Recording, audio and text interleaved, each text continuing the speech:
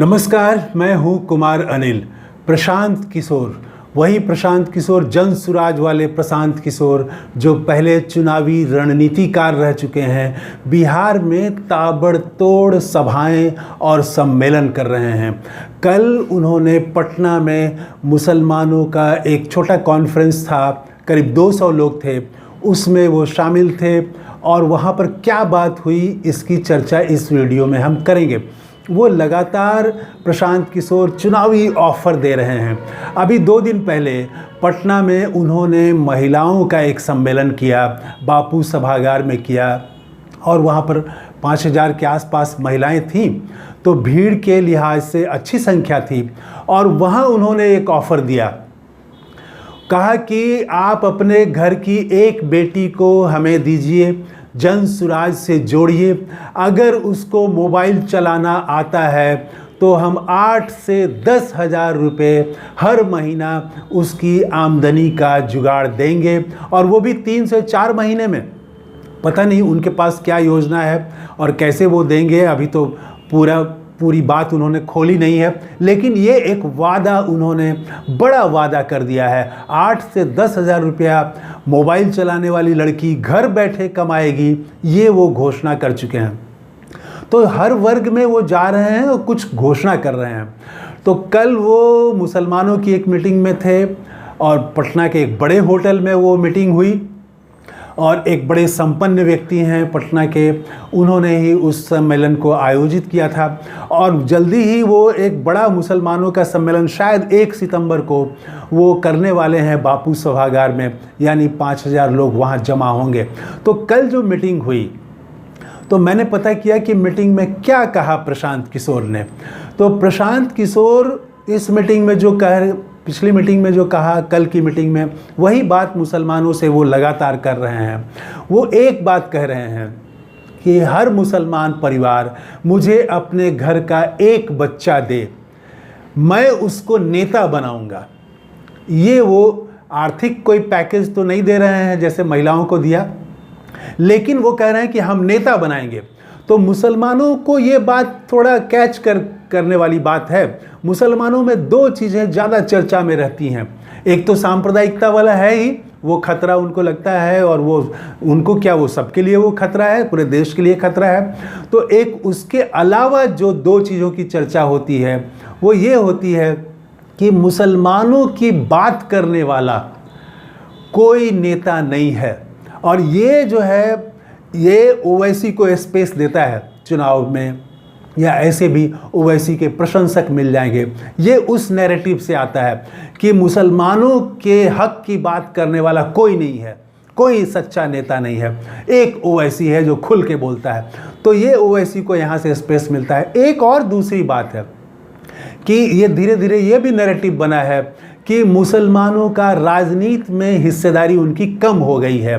तो यही बात, ये दूसरी वाली बात कर रहे हैं प्रशांत किशोर कि आप अपने बच्चे को हमें दीजिए, जनसुराज से जोड़िए, हम उसको नेता बनाएंगे। तो ये जो प्रशांत किशोर का पूरा जो भाषण था कल उन्होंने जो पटना के एक होटल में दिया, उसमें जो सांप्रदायिक सवाल है देश के सामने, उस पर उन्होंने कोई बात नहीं की। वक्फ एक्ट में संशोधन को लेके इतना हंगामा है, इस पर प्रशांत किशोर ने कोई चर्चा नहीं की। भारतीय जनता पार्टी जो रह रह के हिंदू मुसलमान करती है, उस पर उन्होंने कुछ नहीं कहा। योगी आदित्यनाथ उत्तर प्रदेश के मुख्यमंत्री, उन्होंने तो 2 दिन पहले यहाँ तक कह दिया कि एक रहो, बंटोगे तो कटोगे। तो जाहिर है ये ऐसी बात जो हो रही है, और देश में जो हिंदू मुसलमान की राजनीति चलाने की कोशिश हो रही है, ये सांप्रदायिक जहर के खिलाफ प्रशांत किशोर कुछ नहीं बोलते हैं। वो सिर्फ बोलते हैं कि जाति भूल जाओ, धर्म भूल जाओ, और अपने बच्चे के रोजगार के लिए सोचो, अस्पताल के लिए सोचो, बिहार के लिए सोचो, तो आर्थिक विकास के लिए सोचो, घर के लिए, अपने लिए सोचो। तो ये एक पूरी तरह से प्रैग्मेटिक पॉलिटिक्स है। कि जिसमें राजनीतिक विचार नहीं होता है, सिर्फ वो कुछ लाभ की बातें होती हैं, तात्कालिक लाभ की बातें होती हैं। लाभ होगा तो करेंगे, नहीं होगा तो नहीं करेंगे। नीतीश कुमार भी उसी प्रैग्मेटिक पॉलिटिक्स के, लाभ हानि देख के पॉलिटिक्स करने वाले नेता के एक उदाहरण नीतीश कुमार भी हैं। तो इसका भी एक स्पेस है। आप देखेंगे कि ये जो चुनावी ऑफर दे रहे हैं महिलाओं को कि हम 8 से 10 हज़ार रुपये महीना आपकी बेटी को देंगे, तो ये जो राजनीति है, ये राजनीति दक्षिण से शुरू हुई और उसके बाद अब झारखंड में भी ये राजनीति आ गई है। हेमंत सोरेन ने वहाँ मैया योजना शुरू की है, जिसमें हर महीने महिला को 1,000 रुपया महीना मिलेगा, साल में 12,000 रुपया महीना मिलेगा। तो ये मैया योजना झारखंड में उन्होंने शुरू की है, खाते में पैसा जाना शुरू हो गया है। तो ये जो इस तरह की योजनाएं हैं, ऐसी योजना बिहार में अभी तक नहीं चल रही थी। नीतीश कुमार ने भी यहाँ महिलाओं के लिए ऐसी कोई योजना घोषित नहीं की है जिसमें उनको घर बैठे पैसा मिले, जैसे तेलंगाना में मिल रहा है, जैसे कर्नाटक में मिल रहा है, साउथ के राज्यों में मिलता है, झारखंड में शुरू हो गया। तो यहाँ न इस पर तेजस्वी कुछ बोल रहे हैं, न नीतीश कुमार बोल रहे हैं, भाजपा भी नहीं। प्रशांत किशोर इसको लेके आ गए हैं, तो इसके प्रति एक आकर्षण तो होता ही है। प्रैग्मेटिक पॉलिटिक्स का एक स्पेस तो है, तो वो स्पेस मिल रहा है प्रशांत किशोर को। ये बात तो जो भीड़ जमा हो रही है वो दिखा रही है। लेकिन बिहार का ये एक ही चेहरा है। बिहार का एक और जो चेहरा है, जो बड़ा चेहरा है, वो है यहाँ का राजनीतिक चेहरा। वो प्रशांत किशोर जाति गणना पर बात नहीं कर रहे हैं, सांप्रदायिकता पर बात नहीं कर रहे हैं, जबकि आने वाले दिनों में जाति गणना पर बात होगी, संविधान पर बात होगी, सांप्रदायिक जो जहर फैलाने की कोशिश की जा रही है इस पर बात होगी। वहाँ पर प्रशांत किशोर फंसेंगे। तो प्रैग्मेटिक पॉलिटिक्स सिर्फ लाभ हो, लाभ के लिए जाएं, तो नेता बनना है इसलिए जाएं। तो एक तरफ ये पॉलिटिक्स चल रही है, प्रशांत किशोर चलाने की कोशिश कर रहे हैं, एक हद तक उनको सफलता भी इसमें मिल रही है। लेकिन अभी ये दूसरी वाला जो दूसरी राजनीति है, ये अभी मैदान में नहीं उतरी है, ये देर कर रही है।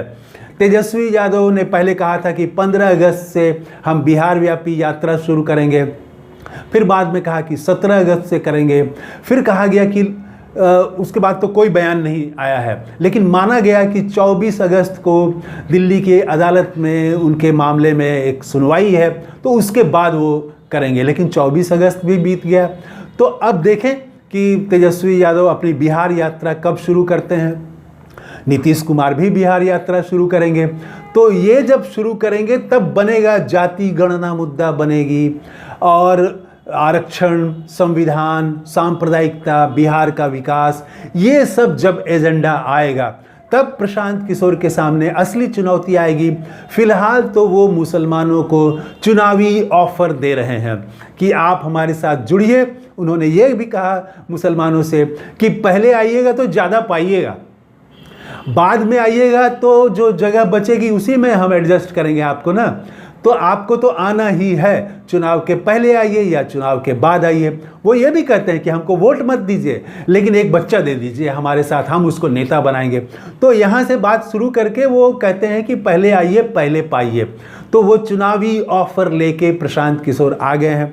देखें चुनावी ऑफर को मुसलमान स्वीकार करते हैं या वो जो राजनीतिक एजेंडा है देश का उसके साथ खड़े होना चाहेंगे। तो ये तो कुछ दिनों में पता चलेगा। तो थैंक यू, धन्यवाद, जय हिंद। कैसा लगा कमेंट करके ज़रूर बताइएगा।